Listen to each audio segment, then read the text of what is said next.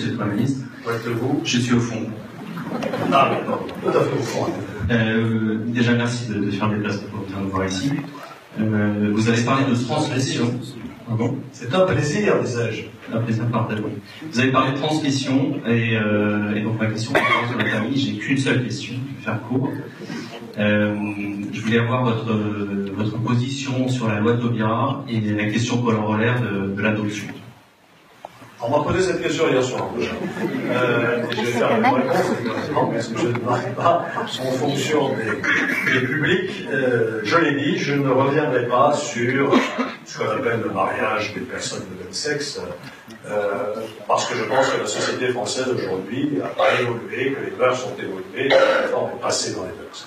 Et que ce serait rouvrir un conflit inutile que de remettre ça sur le chantier. On a pu faire la réforme autrement. J'ai déjà dit que je n'aurais pas utilisé, moi, le mot de mariage, j'aurais utilisé d'autres mots, enfin, c'est fait. Tous les pays viennent. Tous les pays viennent. Même l'Irlande, l'Italie, sous des formes un peu différentes, mais l'Italie aussi, la plupart des États américains, voilà. Et regardez, dans notre jeunesse, il y a des jeunes que ça choque, bien sûr, qui ont des convictions religieuses que je respecte totalement, et je leur demande aussi de respecter celles des autres. Il y a beaucoup de jeunes qui ne sont pas choqués par ça. C'est une évolution naturelle des mœurs. Donc voilà, je ne reviendrai pas sur ces distorsions. En revanche, je serai extrêmement vigilant et combatif contre la gestation pour autrui. Parce que pour moi, c'est un saut anthropologique. Un enfant, c'est un père et une mère. Voilà. Ainsi, sur l'adoption, sur la PMA, sur la procréation médicalement assistée, je pense qu'elle doit être réservée aux couples hétérosexuels qui ont des problèmes de fertilité, là aussi, un père et une mère.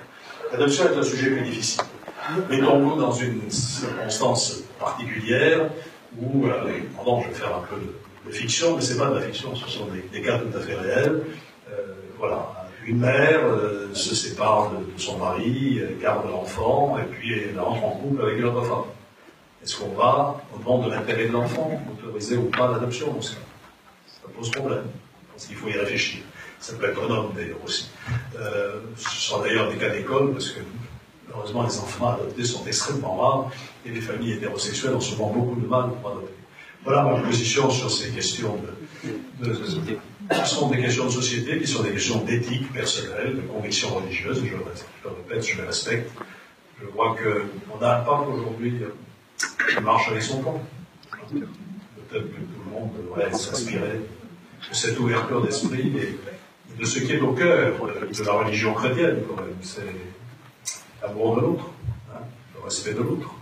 On parle souvent des valeurs chrétiennes en France, des racines chrétiennes. J'ai dit qu'elles existaient, ça va de soi. Mais autant que je sache, le message du christianisme, c'est d'abord l'amour du prochain. C'est pas le bannissement du prochain, ou la haine de l'autre. C'est exactement l'inverse. Alors pensons-y aussi, je ne vais pas me transformer en prédicateur. Et enfin, voilà. L'éthique, ça compte aussi, la morale, ça compte aussi. Encore une ou deux questions.